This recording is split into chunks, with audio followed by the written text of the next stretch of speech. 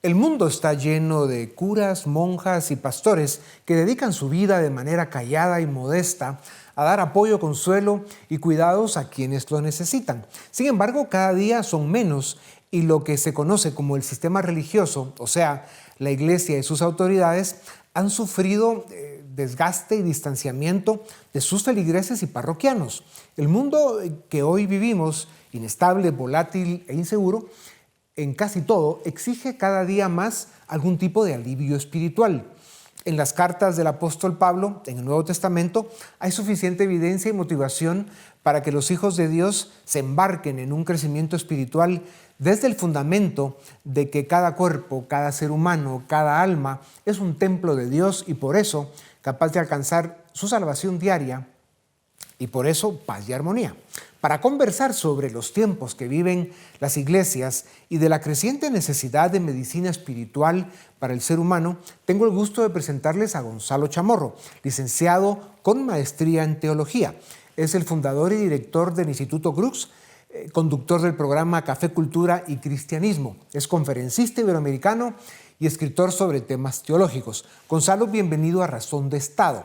Pareciera una contradicción en estos tiempos de tanta necesidad de alivio espiritual, pero en el cristianismo la iglesia protestante crece de manera más lenta respecto al pasado, al mismo tiempo que la iglesia católica se reduce.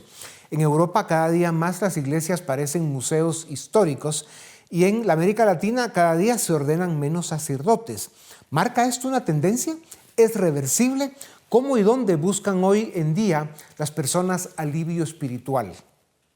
A mí me parece que lo que está decayendo es la histórica expresión del confesionalismo y el denominacionalismo. Un estudio de Barna, recientemente del año 2024, analiza a la generación Z de los 12 a los 27 años y a la generación millennial hasta los 42 años, y la generación plantea de que tiene una aproximación a Jesús, pero no necesariamente a la iglesia en cuanto a institución. Creo yo, desde mi perspectiva, a grandes rasgos, que lo que está decayendo es la confesionalidad o la institucionalidad. Y sin embargo, hay una apreciación mucho más a la figura de Jesús de Nazaret. Cuando dices confesionalidad, ¿a qué te refieres?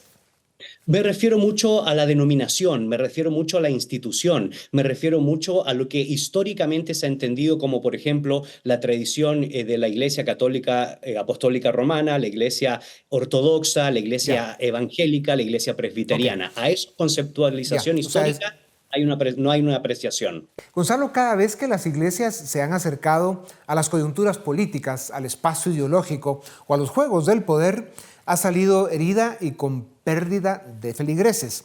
¿Hay suficiente evidencia que indique que lo que más conviene a las iglesias es quedarse en la dimensión espiritual?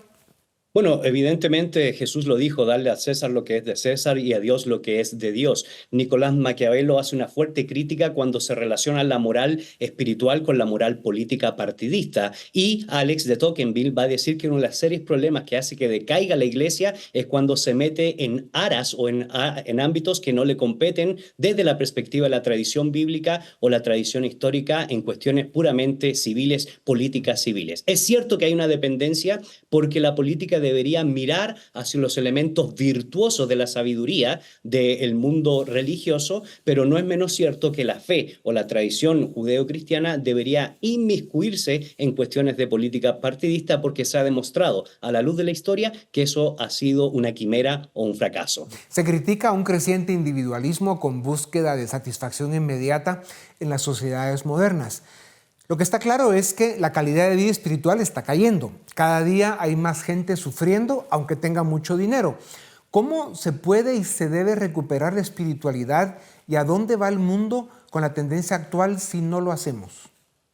Fyodor Dostoyevsky dice que si Dios no está presente en la vida de los seres humanos, todo es permitido. Y cuando es todo permitido, el ser humano no tiene una fuente de sentido, no tiene un porqué y un para qué que busca fines morales, fines espirituales. Y cuando eso se sucede, la sociedad se vuelve en una realidad muy terapéutica. ¿Por qué? Porque tiene que justificarse a sí misma. Y si no tiene un sentido trascendente, la evidencia nos dice hoy por hoy que lamentablemente eso ha decantado en patologías contemporáneas, ha decantado en Dios ha decantado en una falta de esperanza. A mí me parece que en el campo de la fe, en el campo de la religión, cuando se ofrece un sentido de esperanza, no solo en esta tierra, sino más allá de esta tierra, le da un porqué y un para qué al individuo. Y eso es fundamental en el desarrollo de la sociedad. Ya. ¿Cómo debieran las tradiciones religiosas históricas adaptarse al mundo actual para seguir siendo relevantes y conectar con las generaciones más jóvenes, que son las que parecen más inclinadas a la secularización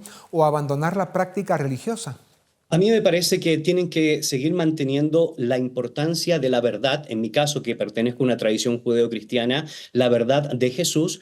Y sin embargo, hay que aprender a cambiar las formas en cómo se transmite esa verdad, que es la justicia, el amor, la esperanza. Lo que yo digo es, no cambiamos el fundamento, pero sí es necesario que la iglesia se actualice, que aprenda a utilizar las nuevas dimensiones del mundo digital, por ejemplo, que podamos ser profesionales en expresar un mensaje de esperanza de manera bella, pero utilizando la tecnología que nos permite poder llegar a todos los rincones del entero planeta. Entonces, simple y sencillamente, no cambiamos el fundamento de la esperanza, la verdad y la justicia, pero sí cambiamos las formas para poder ser relevante a una nueva generación que necesita conocer más de estos Claro, lineamientos que embellecen el alma humana.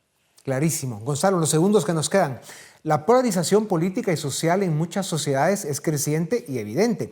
¿Cuál debería ser la contribución de las comunidades religiosas para fomentar el diálogo, la comprensión mutua y la reconciliación?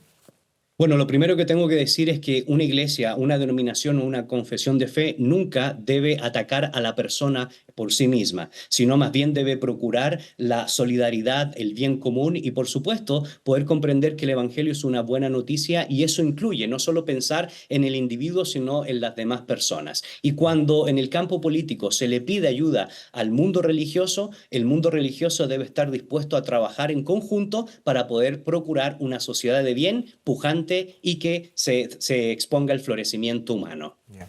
Así como todas las dimensiones de la vida personal se enfrentan a cambios y transformaciones severas para encajar en el mundo de hoy, parece ser que la religión, para volver a estar en el centro de la vida de la gente, también tendrá que hacerlo.